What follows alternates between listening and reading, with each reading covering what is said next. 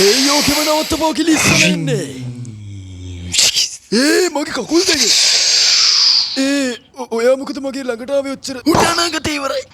ළඟට එන්න පගෑනිය කඩුවක් තියලා මම කොටනවා. මගේ කේපොප් බෑන්ඩ් එකට ටිකට් එක ගන්න. මගේ අත් දෙක දැන් කාලත් ඉවරයි. මේක මම පිස්සු ගෑනිය මඩ උඩිනුත් එනවනේ. උඹ ඉස්සරහ මං ගෙන ඔබ ඵලයන් මං එන්නම්. අනු කඩුව එනු සතරට. අපි විනාඩි 5ක බ්‍රේක් එකක් ගත්තද?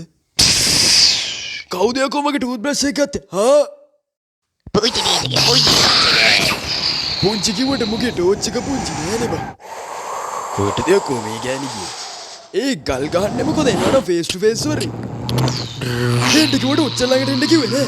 එහෙමනම් දෙහිසියක බිම්බලය. ගෑනුනේ කුස්සිය බලන් හොදන්න මේව කරන්න නෙමෙයි. පුංචි ටීචර්ගේ ලොකු ටෝච් එක.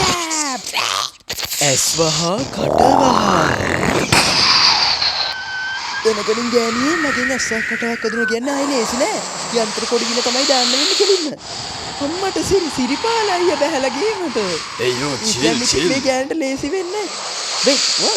සිරිපාලා අයියේ මොනවා උතර ගන්න ඉප්පන්ට ගින් අර ගෑනට ගහන්න මට මේක මෙච්චර ලල්ලන් ඉන්න බෑ. පේන්නේ නැද්ද මම මෙතන ඕරෆෝම් කරනවා කියලා? අත් 4 නෙමෙයි 24. සිරිපාලා අයියා බැස්ස කියන්නේ වැඩි කිරි ගහට යනවා වගේ තමයි. අම්මට සිරි හිච්චමලේ. චුබුක්